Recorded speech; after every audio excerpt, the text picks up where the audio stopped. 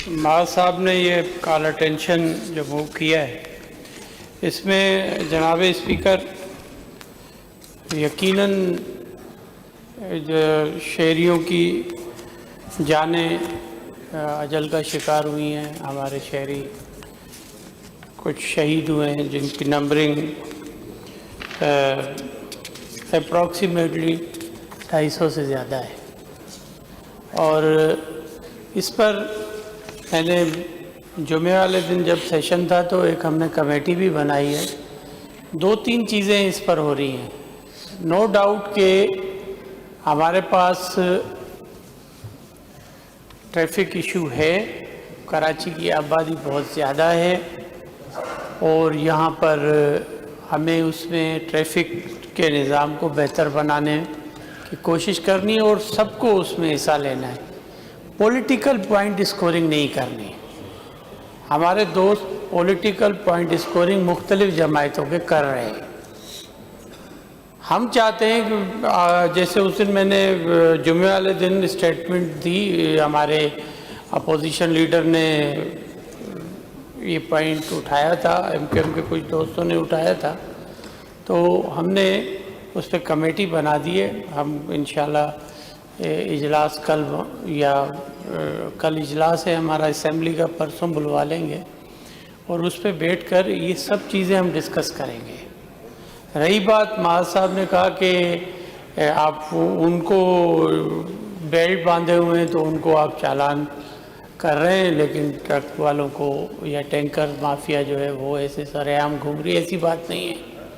1 लाख रुपए का चालान ले रहे हैं उनसे और तफसील में अप टू डेट आज तक की मां साहब को हवाले कर देता हूँ कि कितने ट्रक टैंकर वगैरह जो ओवर स्पीडिंग में चालान हुए, वो एक दिन में 3-3 बार भी वो चालान हुए। तो 1 लाख रुपया सबसे ज़्यादा जो ओवर स्पीडिंग की चालान का हमने लगाया ही ट्रक और टैंकर पर है और वहाँ पर उनकी हमने स्पीडोमीटर लगा हुआ है।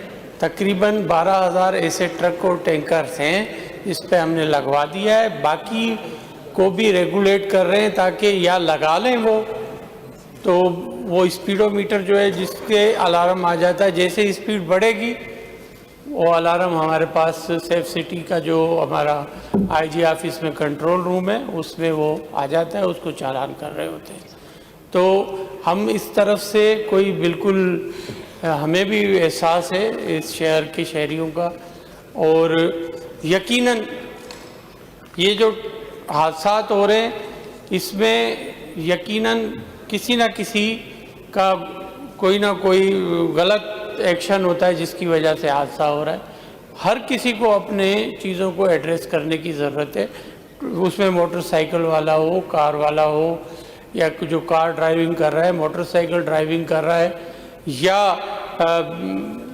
मुख्तलिफ़ किस्म की और जो व्हीकल से ड्राइव कर रहे हैं, उनको अपने अपने उसमें रहकर जो तरीक़ेकार है, जो ड्राइविंग के असूल है, उसमें रहकर ही उन्होंने चलना है। लेकिन यहाँ पर होता ये, रेड लाइट जल रही है और मोटरसाइकिल वाले गुजर रहे हैं, हेलमेट नहीं पहन रहे हैं, 50। अच्छा, फिर कहा जाता है कि अवेयरनेस नहीं आ रही।